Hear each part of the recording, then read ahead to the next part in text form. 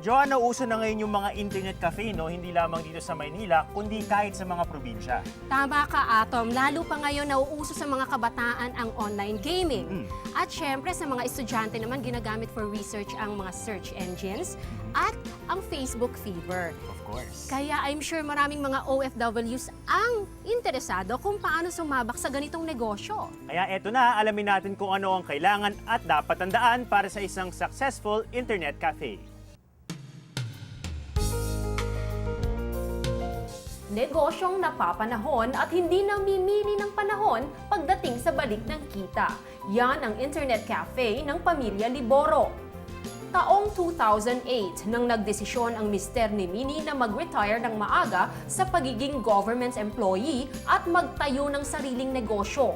Sa kapital na mahigit 300,000 pesos, nakapagsimula si Minnie at ang kanyang mister ng isang internet cafe business na may 12 computer unit. Siyempre, alamin mo kung magkano yung kailangan mong capital, and then kukuha ka sa DTI ng mga permit, business name, and then permit sa barangay para magtayo ka ng business. Tapos yung dalas, yung kailangan mong kumuha sa munisipyo ng permit. Sa pagtatayo ng internet shop, siguro mag-survey ka muna sa paligid kung merong mga nakatayo ng internet, kasi kung meron na, medyo mahirapan ka. So maghanap ka ng location na wala kang katabing internet shop. At dahil mismong sa isang parte ng kanilang bahay itinayo ang internet shop, nakakamenos sa pagbabayad ng renta si Minnie. Dahil din dito, pati mga anak nila ay nakakatulong sa pagbabantay at pagpapatakbo ng shop. Yung shop namin, within the vicinity ng house namin, wala kaming binabayaran renta. Kaya ando kami sa point na pwede kami mag-promo up to 10 pesos. So, ang aming internet is 10 pesos per hour lang. And then, minsan, nagkakaroon pa kami ng promo na every 2 hours, may free 15 minutes, ganon. Siyempre, kailangan yung marketing strategy kung tawagin. Ngayon, mahigit 4 na taon nang tumatakbo ang kanilang negosyo na nagsisilbing major source of income ng pamilya. Ang kita namin sa isang araw, kung compare mo sa isang ordinary employee, mas okay siya kasi sa income namin dito, nababayaran namin lahat ng expenses namin sa bahay, ilaw, tubig, pati yung aming food expenses, pati yung schooling ng mga bata. At dahil karamihan ng mga customers ng ganitong internet shop ay mga kabataan na pumupunta rito para maglibang sa computer games, social networking at makipag-communicate through email and chat, sa mga gustong magtayo ng sariling internet shop, payo ni Minnie na maging hands-on sa maintenance ng mga computer units at programs.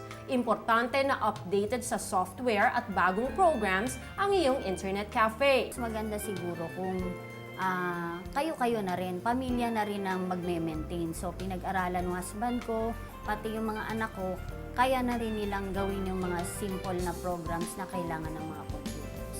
Advice ko doon sa mga gustong magtayo ng internet shop, minimum 12 units. Kasi kung mas bababa doon, hindi mo mababawi yung mga bayad mo sa kuryente, sa internet, minsan magbabayad ka pa sa tagabantay.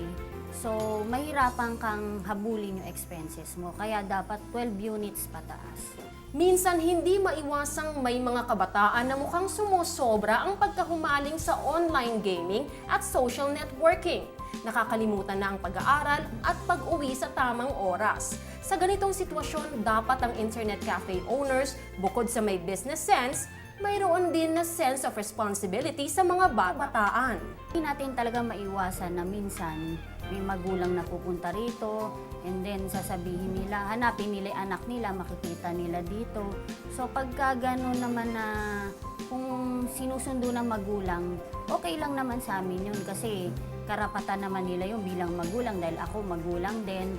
But then minsan dumadating din sa point na yung mga bata kasi parang nagiging parang anak na namin. Ganun kami salamuha sa mga customers namin. Hindi lang sila customer, para namin silang kapamilya.